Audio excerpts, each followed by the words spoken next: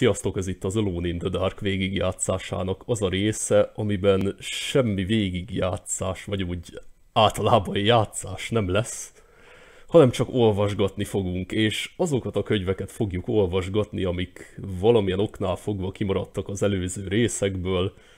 Tudjátok, hogy a cd-rom változattal elég sok baja volt a magyarításnak, illetve pár könyvet egyáltalán nem tudtunk elolvasni.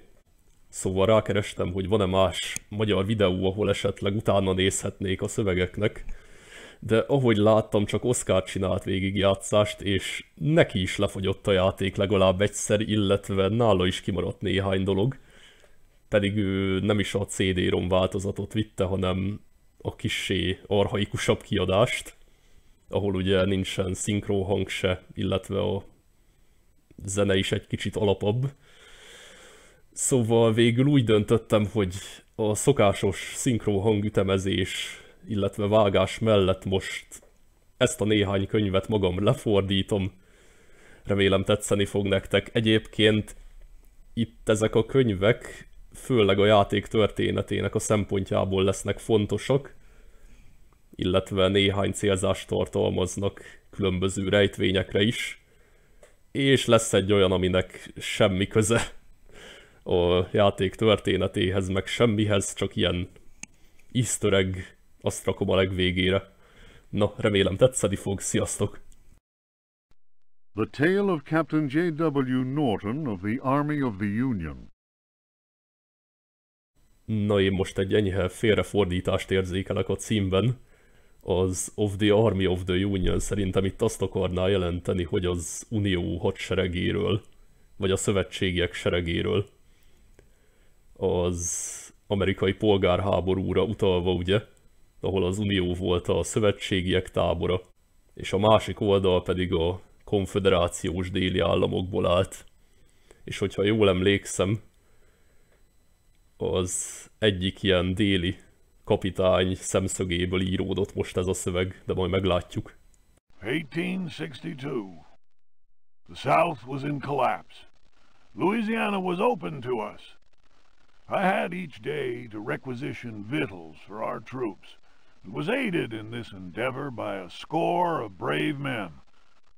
Rebels were not yet ready to lay down their arms. The region was far from safe.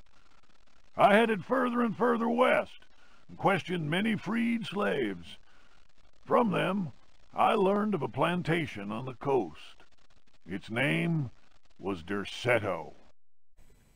Oké, szóval ő a felszabadított rabszolgáknak kérdéseket tett fel, és nem a gazdáiknak akarta őket visszaszolgáltatni, szóval valószínűleg rosszul emlékszem, és ő mégiscsak szövetségi katona, kapitány. We received a less than hearty welcome. Only Pickford, the owner, behaved in a friendly manner. While my men counted cattle and grain reserves, I learned what I could from him. Man was most unusual and possessed an extraordinarily cultured mind. At nightfall, I gave orders for the men to bivouac at Derceto. Pickford invited my second-in-command, Lieutenant Patterson, and myself to dine. And our host proved a most entertaining conversationalist. While coffee was being served, Patterson went to inspect the men's camp. The cigar Pickford offered me was so acrid that my head began to spin. I remembered campfire tales of fellow officers trapped by devilish Confederate tricks. My mind floated in a foul and dense fog, from which emerged the enlarged and deformed face of Pickford. He grinned at me. Na, látjátok, ezért nem szabad zigizni. Hogyha az Alone in the Dark 1-nek van fő tanulsága, akkor az az, hogy a zigi rossz. És hogyha előbb olvastátok volna ezt a könyvet, akkor már első ránézésre megmondhattátok volna a dohányzó szobában hagyott szivarról, hogy az semmi jót nem jelenthet. Mert gondolom az is egy ugyanolyan szivar akar lenni, mint amilyet itt említ ez a Norton kapitány. Bárhogy miért volt a mai napig egy továbbra is füstölgő szivar a Derceto-házban, amit simán kioltunk víz ráöntésével, hát ezt ne tőlem kérdezzétek. Lehet, hogy külön hagyta itt valaki nemrég csak nekünk, hogy direkt tüdőelégtelenséget okozzon, vagy ilyesmi. Ki tudja. Patterson's return chased off the nightmare. I heard shouts and firing from outside and found the strength to take out my revolver. I fired 3 shots. Pickford fell to the floor. Patterson then helped me out of the burning house. The air was filled with smoke. We resembled a company in disorderly retreat. I saw slaves leaping into the flames of that inferno. They were trying to save Pickford's life. Hát most vagy minden egyes rabszolga oda és vissza volt Pickfordért, ami kétséges, vagy nem voltak teljesen maguknál. Valami agykontroll talán, lehet, hogy őket is bedrogozta, mint ahogy a szivarral tette ezt Norton kapitány esetében. The trial of Captain Pregst, as reported by his faithful companion Elisha Smith, known amongst his fraternity by the awful name of Captain Ellie Hell. Transcribed from the log found aboard the wreck of the frigate Astarte by H. Hartwood. "By all the devils!" roared Pregst, glaring at William, the judge. "Curse it, Will! It'll take much more than every cannon in the blasted navy to make me change me mind. You're the greatest blackguard that ever joined our fraternity. Am I not Pregst, captain of the Astarte, and bloodiest villain in all the 7 seas? Bloody Ezek, they call me. And you think I'll tell you where I hid my treasure?" The tribunal of the Corsairs' fraternity murmured at this. Pregst was indeed all he claimed. The judge, One-Eyed William, slammed his fist on the table, and silence was restored. "Shut your mouth, Pregst! You didn't pay the fraternity its rightful share, and that means only one thing. You'll hang by the neck from a yardarm, you scurvy cur! Here's the rope twisted by Satan himself. You threaten me, Will? Many a man better than yourself has lived to regret holding a cutlass in my face. You'll be begging for mercy, mark my words." That shook One-Eyed William, and no mistake. Danny waved his hook in the air and shouted, "Pregst was always a loudmouth. The law says we hang him." The jurors took up the cry, "Hang him!" It was Pregst's turn to slam his fist on the table. He threw back his head and roared with laughter. "You fools! You want to kill what will never die? Try it!" Once more, the assembled Corsairs murmured. There was unease in the air. They remembered what happened to Chuck, the gizzard slitter, the man who opened his mouth once too often. It was night, and a bitter wind whipped the New England coast. Snug inside the Dead Horse Inn, one of the Astarte's men was talking. His name was Chuck, and his subject was black magic. He told stories of human sacrifices, voodoo rites, and zombies. Na, az biztos, hogy nagyon meghit hangulatú lehet. A döglött lófogadó.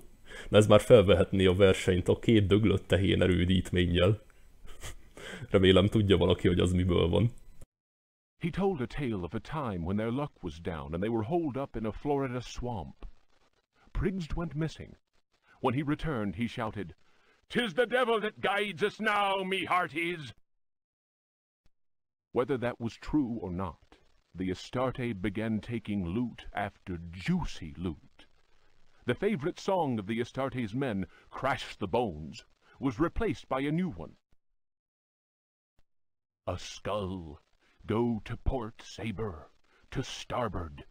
Pass over that will, and with death you'll deal. If you cut a rope, cut the right, I hope, or then, I don't mind, the death you will find. The next day, as you may have guessed, Chuck's body was found with a dagger plunged between his shoulder blades.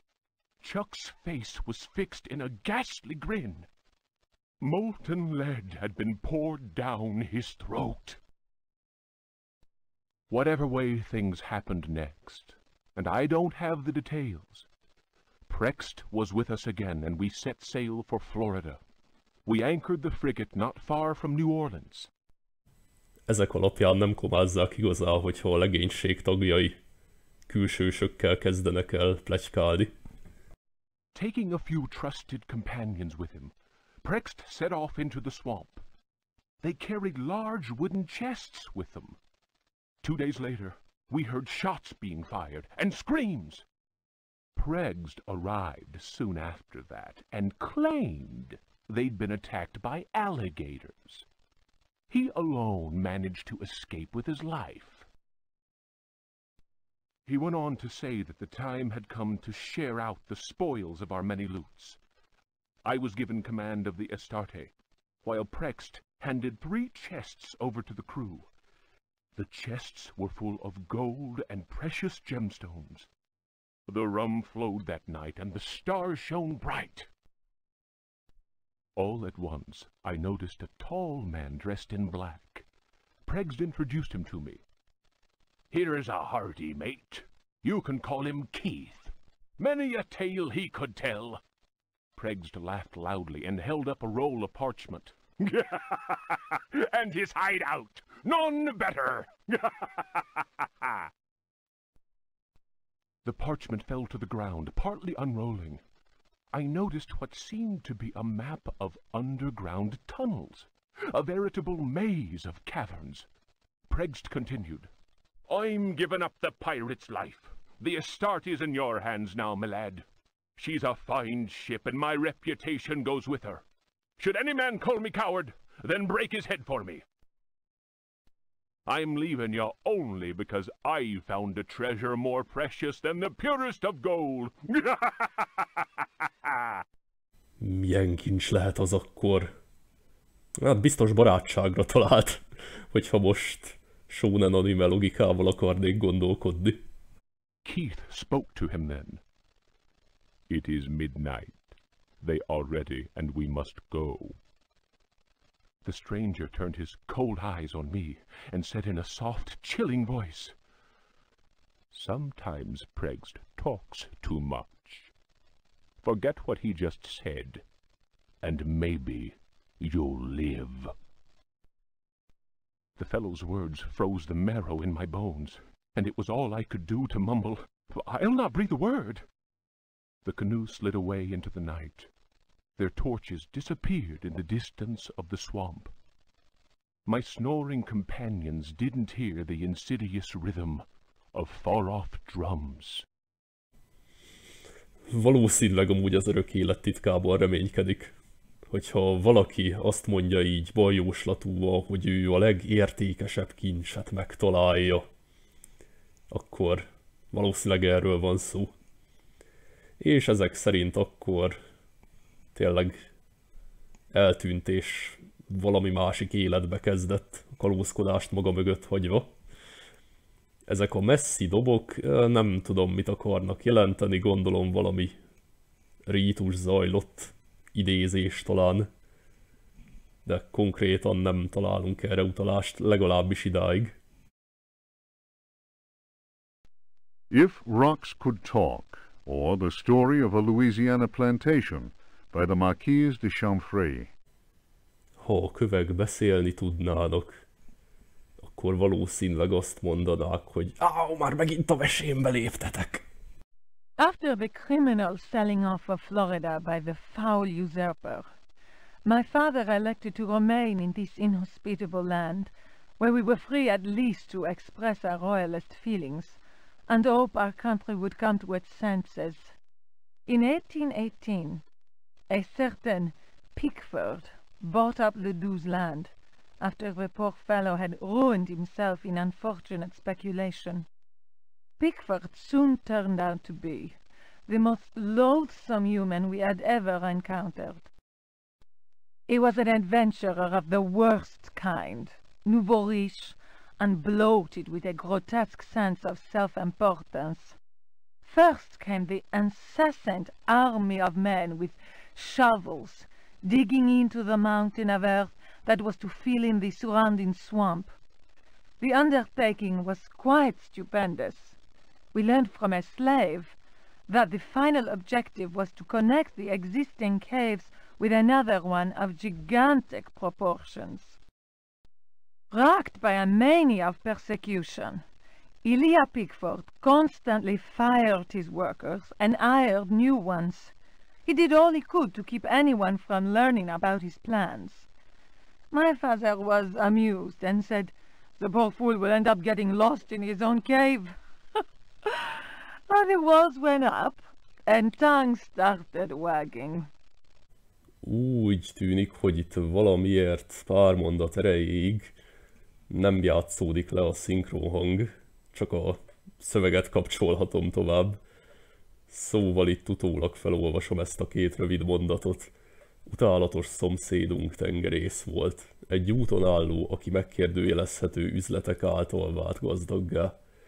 Undorító történeteket meséltek róla. És ez gondolom Derceto alaprajza lenne? When the work was finished, Pickford invited us to the opening of his rambling mansion, which he named Derceto. My father asked what the strange name meant. Pickford answered, "Derceto reminds me of Astarte, the fertility goddess. Around here, the name is Shub-Niggurath. I believe that a name so steeped in evil should be said aloud came as not such a shock to my father, as he himself confided in me some while later. We left immediately." Egy ásatás és barlangrendszer mániás, titkolózó, teljesen kiállhatatlan extengerész, aki Astarte istennőt említi? Hát igen. Egészen könnyedén arra a következtetésre juthatunk, hogy Pickford bizony nem más, mint Prext kapitány, csak ez lett végül az álneve, és letelepedett Louisianában, a Derceto ültetvényen, ahol aztán lett egy birtok is. Hogyha elolvastátok a többi könyvet is, akkor ez eléggé egyértelmű lesz. In June of 1862, Derceto was burned down in unexplained circumstances. It was undoubtedly the deed of some jealous Yankee or another. It was amazing to watch the servants rushing into the flames to try and save their bullet-riddled master. After that terrible night, Derceto fell into ruin. Its blackened walls were soon overgrown, as human-built works always are, by ever-present nature. Na, ez az irigyen ki nem más, mint Norton kapitány, akinek nemrég olvastuk a naplóját. Tényleg tetszik a játékban, hogy egész jól összerakhatjuk a képet több különböző forrásból. In 1875, the property was eventually bought by a gentleman whose name was Howard Artwood. I was sorry that my father, who delighted in fine conversation, was no longer alive to enjoy the company of this new neighbor. Learned and well-versed in history, he had made a particular study of piracy. It was Artwood who told me that Pickford had commanded a ship that flew the flag of piracy. That explained the scoundrel's great wealth. Artwood was fascinated by Pickford and undertook a great deal of research in an attempt to find some treasures that he was convinced the pirate had hidden. He went through the ruins inch by inch. He then had the burnt-out house rebuilt exactly as it had been, and refurbished the library that had miraculously escaped the flames on the night of the Great Fire. Artwood set about studying every volume in that library, and often talked to me of his research. He was a handsome widower, deeply attached to his son Jeremy, who was later to become a professional artist. akkor úgy körülbelül fél évszázada lehet Derceto a Hartwoodék birtoka, mert most éppen az 1920-as években járunk, és itt olvashatjuk, hogy 1875-ben vásárolta fel Howard Hartwood, mármint elnézést, Howard Hartwood, ahogy ez a nő mondja, eléggé furcsán. Olyan, mintha német akcentusa akarna lenni, és hát nem tudom, én az olaszokról tudom azt, hogy a szavak elején a hát így nem szokták kimondani. Olyan az ő akcentusuk. Kár, hogy már nem emlékszem, hogy pontosan ki írta ezt a könyvet. Az is lehet, hogy francia. De hát, ja, 2 generáció alatt a Hartwoodékat teljesen az őrületbe kergette ez a ház. Milyen meglepő, hogy a könyvek nem sérültek meg a nagy tűzvészben. Így Howard újraépíthette a könyvtárat. Amiért, hát igen, azért megdicsérem, hogy azt a sok okkult könyvet végigolvasta és túlélte. Elég sokáig. Írták, hogy minden egyes kötetet elolvasott. Akkor valószínűleg ő is rájött korábban arra, hogy pentagramot kell használni, és csak úgy nem fognak megszállni közben szellemek meg ilyenek. Diary of Jeremy Hartwood. September 27th, 1924. I have decided to keep this diary. Too many inexplicable events have taken place recently. Never have dreams so haunted my every waking moment. Perhaps my romantic mind was too dull, and has only now woken up to these new paths and visions. Some, seeing my recent paintings, may question my sanity. I can only ask them, what is sanity? Where does madness begin? September 28th, 1924. The night is pitch black. I am again drenched in sweat. I was wandering in the dunes, among giant standing stones. They were arranged in a circle, and the wind whistled about them. I plunged my hand into the soil and felt that repulsive thing which was trying to catch me. It seized me. I struggled to break free of its loathsome embrace and managed to tear my hand away. It was covered in sticky substance. I was gripping a knife. October 5th, 1924. The stone circle is a pentacle. Derceto's library is filled with books on the occult. I will study those books until I find some explanation for the dreams. The visions that haunt me must be connected to my discoveries. I shall have to undertake a profound exploration of my dreams. December 16th. Dear God, I have found the knife. It was hidden here, and what I have learned fills me with apprehension. It is a sacrificial dagger belonging to some unholy cult. The thought of that blade tearing through human flesh horrifies me, yet I must continue my research. Derceto is a storehouse of treasures. Was my father right after all? January 23rd. I spend all my days plunged in dusty books. The servants are convinced I am mad. At night, I awaken them with my screams. The dreams are draining what sanity I still have. I have tried staying awake, but in vain. My visions have changed. No doubt the influence of my father's research. February 7th, 1925. The Dark Man, that is what I call him, has revealed his true face to me. He appeared, as usual, near the fireplace, but this time he approached me. His terrible smile will haunt me to my dying day. His breath was ice, and his burning eyes froze me. I could not move.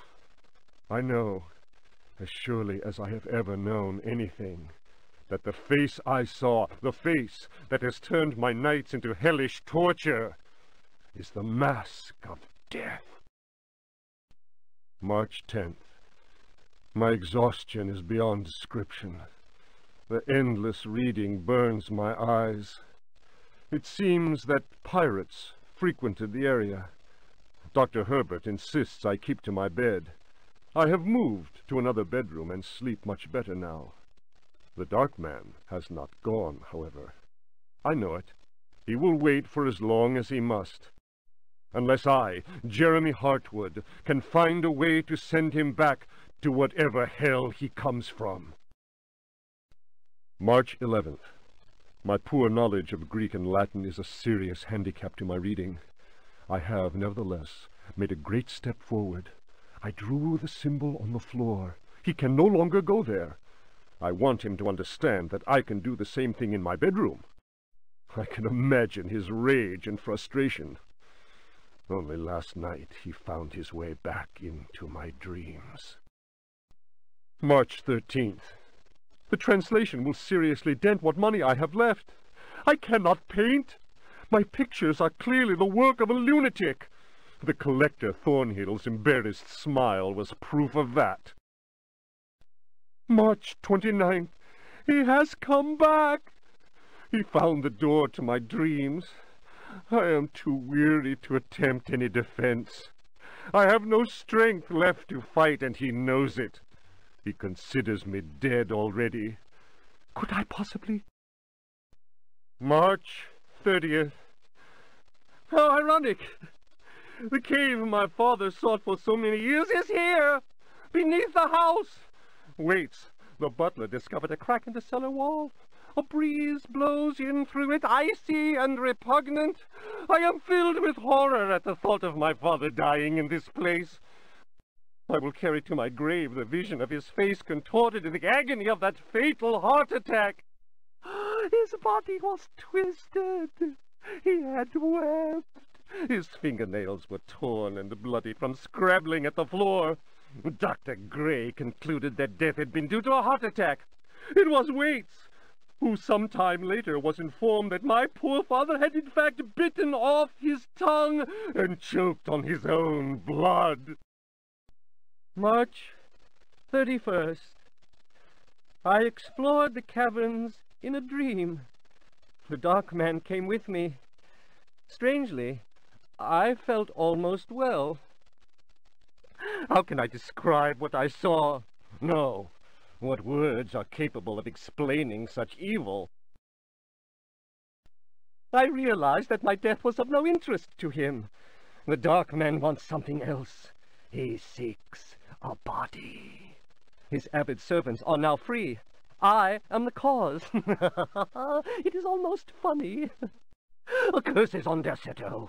From the foundations to the very rooftop. I can no longer struggle, let alone eradicate the evil that grips the house. The end is very near, I can feel it. I have taken the decision to... May he who finds this diary pray for my soul. Inkább meghagyom egyben ezt az egész szöveget, nem vágok közbe, csak utólag kommentálok, reagálok néhány dologra, mert ez a szöveg szerintem az egyik legjobb az egész játékban. Jeremy szinkron színésze nekem igazán bejön, bár persze néha kicsit túl tudja tolni, de ennek ellenére meggyőző is tud lenni a hangja. És tetszik, ahogy eléggé nyugodtan kezdi, de ahogy haladnak tovább a történtek, eléggé, hát zavarodott lesz, és egyre őrültebb. Na de néhány dolog még a legelején föltűnt, hogy a Keep a Diary kifejezést úgy fordították itt, hogy naplót tartani, de ezt nem szó szerint kell értelmezni, hanem ez konkrétan azt jelenti, hogy rendszeresen vezetni a naplót. És mik voltak itt? Hát egy csomó Lovecrafti utalás. Megszállták az ember álmait ezek a rémségek, ami elég sok Lovecraft és Lovecraft által ihletett novellában jelen van, például az Álmok a boszorkányházban. Aztán néhány konkrét utalás is volt, például az orvosát Dr. Herbertnek hívják, aki ugye nem más, mint a reanimátor. Arról eléggé jó film is készült, bár az sokkal inkább vígjáték, mint ilyen kőkemény horror. De aztán az is, hogy a festményei egyre inkább groteszkek kezdenek el lenni, az meg engem Pickman modelljére emlékeztetett. Lovecraft egyik másik novellájára. Szóval igen, sok jó cucc van itt Jeremy naplójában. The Sons of the Sun and of the Shadows.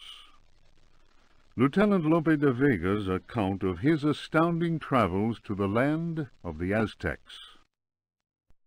Holy Christ!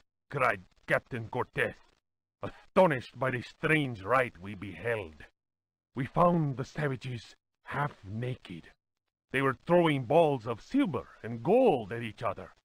They laughed as if demented, clearly maddened by some heathen drug. And yet, should one of them fail to catch the ball thrown in his direction, the poor devil was seized and dragged off to be sacrificed in their temple.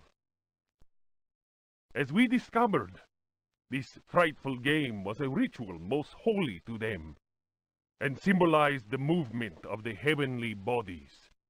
The dropping of a ball foretold a catastrophe. That is what the Aztecs believed, in their godless ignorance. Their countless deities could only be appeased through endless human sacrifices. The victim's heart, which was still beating, lay in the hand of the murderous priest. The interior of the temple was surprisingly cool. The weight of our armor, our exhaustion, even the burden of our suffering, they were all banished by a sense of awe that the crudely magnificent altar instilled. In the tomb-like silence, a deep voice chanted an incantation. The majestic statue of the water goddess, Chalchihuitlicue, seemed to throb with vitality. This massive stone, draped in a golden cloak and studded with precious stones, was coming to life before our very eyes. Horror of horrors!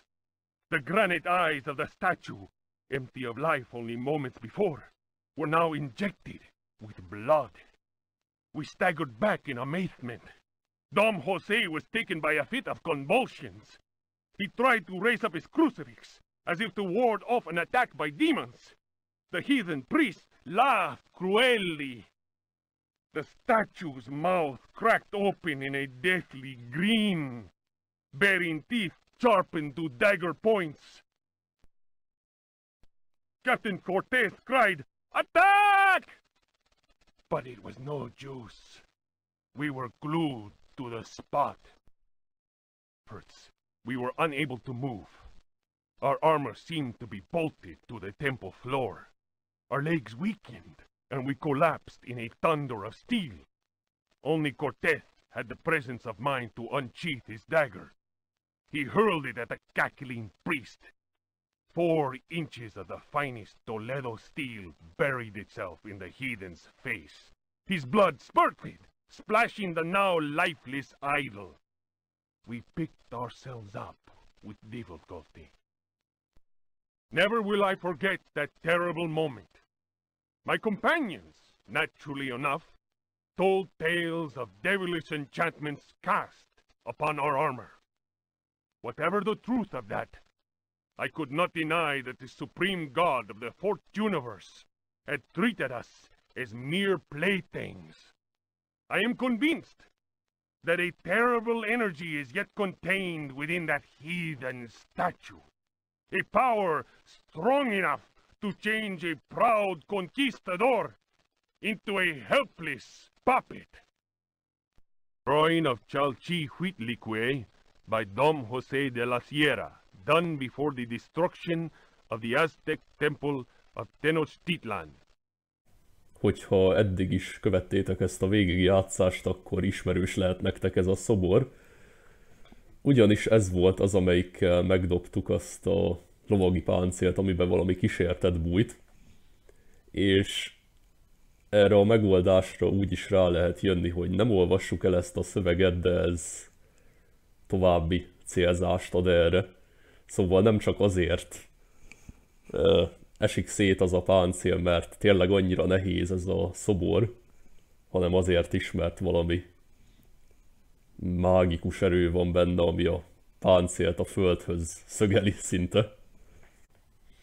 És úgy még egyébként a szöveg tartalmáról egy bizonyos Lope de Vega hadnagy naplójáról van szó, aki hát ilyen néven tényleg volt egy híresebb spanyol író-költő abban az időben, de nem tudok róla, hogy hadnagy lett volna, szóval valószínűleg ez is csak egy ilyen utalás, és nem konkrétan arról a személyről van szó. Nem úgy, mint Cortés esetében, aki ugye az egyik leghíresebb konkvisztádor, Hernán Cortés, vagy nem tudom, hogy pontosan hogy kell kiejteni, valahogy így. És hát igen, ez eléggé furcsa, mert a konkvisztádorok szeméből látjuk itt teljesen a történteket. És hát a való életben is volt ilyen, hogy elszörnyedtek azon, hogy ezek az aztékok embereket áldoznak meg hasonlóak. És aztán ugye mészárszéket is rendeztek különböző esetekben. De engem érdekel, hogy ezt vajon hogy fogják megoldani az új játékban, mert mostanában nem lehetne csak simán így egy szöveget berakni, ami a konkvisztádorok szemszögéből mutat bizonyos dolgokat, és hát ugye a konkvisztádorok szemszögében a pogány aztékok voltak a rossz fiúk, de egy mai, főleg AAA játékban nem lehetne egy ilyet berakni anélkül, hogy valahogy nem mondanák mellette, hogy jaj, egyébként a gyarmatosítás az rossz, meg a konkvisztádorok rosszak. Na mindegy, ezt érdekes lesz látni. Egyébként a vízistennő, akire utal a szöveg, az tényleg létezett, illetve ilyen játékok is voltak, amik a nap és hold és csillagok mozgását szimbolizálják, vagy egy mást is akár, jó és rossz küzdelmét, ilyeneket. És az, hogy a játékok valóban áldozatok kiválasztására voltak-e tartva, az nem teljesen biztos, de valószínű. Illetve az se biztos, hogy a győztest áldozták föl, vagy a vesztest. Ugye a győztes föláldozása mellett az szól, hogy az isteneket próbálják megtisztelni, és akkor emiatt a legjobb játékosokat, a legjobb embereket küldik áldozatnak az isteneknek. És hát ez ellen szól, hogyha mindig a legjobb labdajátékosokat áldoznák fel, akkor ugye nem lennének nagyon szórakoztatóak a labdajátékok a nézők részére. Mert azért nézők is voltak, szóval valószínűleg a legtöbb labdajátékot nem áldozatkiválasztásra használták, hanem egyébként is volt ilyen, csak mit tudom én, mondjuk rabszolgákat is rávettek ennek a játéknak a játszására, aztán majd meg lesz valahogy az áldozat belőle, legalábbis én így látom a dolgot. Amúgy ez a játék ilyen aranylabdákat, ezüstlabdákat dobáltak, ilyenről nem tudok, de volt egy játék, aminek valami... mi is a neve? Azt hiszem, hogy Ulama, vagy hasonló. Erre most rákeresek. De az abban is más, igen, azt hiszem, hogy Ulama a neve, itt kiad rá valamit. Az abban is más, hogy nem kézzel kell elfogni a labdát, hanem a legtöbb forrás szerint a lábakat és a csípőt kell használni arra, hogy egy nagyobb gumilabdát visszarúgjanak, vagy visszaüssenek, bár a szabályzat az különböző területeken változhatott. Szerintem én ennyit fűztem volna hozzá ehhez a szöveghez. Unfinished chapter of Terra Incognita by Jacob van Ostade, a hitherto unpublished fragment of the manuscript unearthed following indications furnished in the Vatican Library's Expurgatory Index. In those icy and unwelcoming lands, the rites of wizards and healers are deeply rooted in ancient legend. Mysterious and cruel beings are thought to have ruled over the Arctic plains in times past. A cursed city, enclosed by massive walls, is believed to stand to this day. It contains fabulous treasures and is inhabited by the degenerate descendants of those who instilled centuries of terror in the hearts of the people. These people, naturally placid, are seized with rage and horror at the very mention of the prisoners of the ice. Were these dreadful captives to be freed from their frozen cells, they would reap a horrifying tribute of human flesh. These blood-curdling beings may be invoked by certain ritual words. They can even be controlled, albeit with the greatest of difficulty. I admit to being impressed by these tales, repeated to me on many occasions and in a number of different places during my travels in the region. I have also seen troubling cult objects, sculpted in a material unknown to me. Another remarkable fact is that local Eskimos experience great distaste in pronouncing certain words, and invariably avoid saying them. Here is a living example of the power that words contain. As it is said in the Bible, in the beginning was the Word. Hát igen, a szó ereje szinte univerzális téma a vallásoknál. A szöveg meg is adja ugye a bibliai példát, de ezen kívül sok más eredet történetben van az, hogy az Isten vagy csupán az akaratával teremt, vagy kimondott szó által. Például az egyik egyiptomi teremtés mítosz is ilyet tartalmaz, és akkor ezt megfogalmazhatják más is, például, hogy az Isten a leheletével teremt, vagy a nyelvével, de igazából a lényeg, hogy a szó a fontos. Egyébként ehhez a szöveghez nem tudok sokat hozzáfűzni, mert semmi köze nincsen ahhoz, ami itt a Derceto-házban történik.